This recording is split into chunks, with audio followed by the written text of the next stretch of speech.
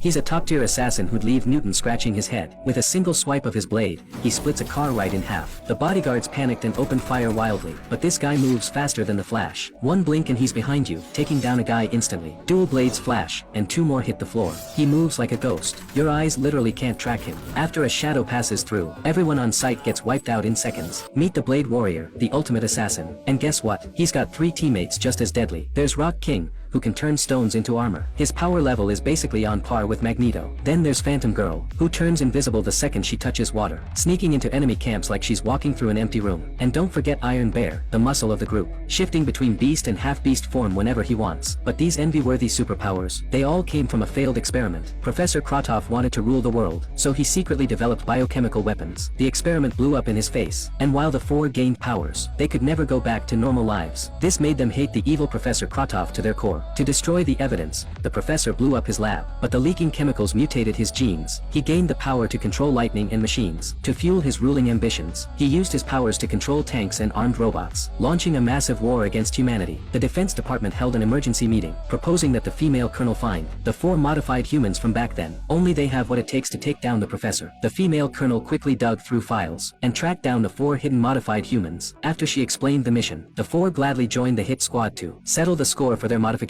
Meanwhile, the ambitious Professor Krotov is hiding in an impenetrable secret base, preparing for his world domination plan. Little does he know, the 4 are already waiting outside, ready to strike at the perfect moment. Phantom Girl slowly walks into the rain, and her body instantly turns invisible, facing the enemy's heavily guarded secret base. She moves through it like no one's even there. Little does she know, their thermal imaging already spotted her. Sensing the perfect timing, the enemies open fire on the nitrogen pipes like crazy. -100-degree gas blasts out instantly, freezing Phantom Girl solid into an ice sculpture. Iron Bear goes full berserk mode, and starts shifting into his half-beast form. The muscles on his back swell up fast. In this raging state, he's basically a killing machine. One to the left, one to the right, and he kicks another guy straight through the middle. But the enemy already had a plan for this giant beast. A special steel net shoots out suddenly, and Iron Bear is completely done for. Rock King controls stones to armor himself up completely. With heavy punches, he sends all the enemies flying, even with an entire army in front of him. Rock King isn't scared one bit. Regular humans can't stop him at all. Seeing this, the professor finally steps in. He easily blocks Rock King's stone attacks, then charges straight at him. Rock King's stones are no threat to him whatsoever. Just one punch knocks off his armor, then a quick knee strike to the gut, and his 50-year herniated disc gets fixed instantly. Rock King passes out cold. Meanwhile, Blade Warrior is tearing through everyone. You'd think he could turn the tide of the battle, but the enemy has a secret weapon too. Just one shot of strong anesthetic takes him down easy. And just like that, the Fantastic Four are totally wiped out. But the professor didn't kill them. Instead, he tries to convince them to join his side, to help him complete his mission of ruling the Earth. He gives them 12 hours to think it over. Then he takes control of all the tanks and cannons to invade the city. The professor's real goal is to transmit his superpowers to the satellite via Russia's tallest signal tower, so he can control every machine on the planet. While the professor is out, the female colonel sneaks into his lair, and rescues the trapped Fantastic Four. The military tries to destroy the signal tower, to stop the professor from broadcasting his powers, but the tower is protected by electromagnetic waves, and shells can't penetrate it at all, so the Defense Department builds battle armor for the Fantastic Four. To maximize the power of their abilities, a real showdown is about to begin.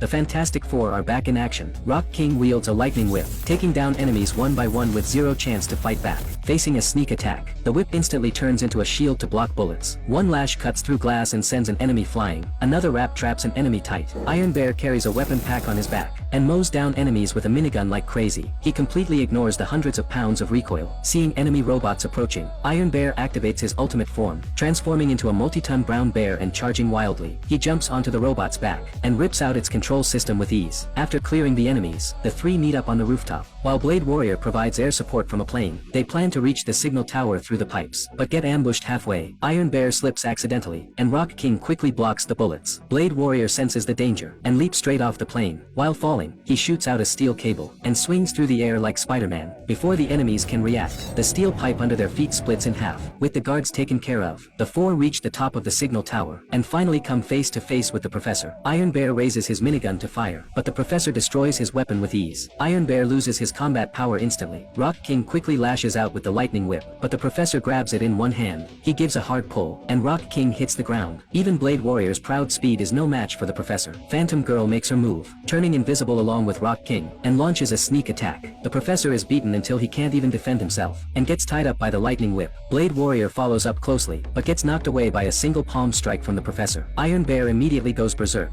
roars loudly and pounces forward, but gets knocked down by one punch from the professor. Realizing they can't win, Blade Warrior merges his dual blades, and throws them forcefully at the plane. He teleports and ties everyone up, and they escape rapidly under the plane's tow. The four are defeated once again. The female colonel tells them, there's only one way to stop the professor now, but they might die from energy depletion. The four don't hesitate and decide to risk it all. They transfer their power to Rock King, condensing a super energy cannon in his hands. Then he pushes it forcefully toward the signal tower.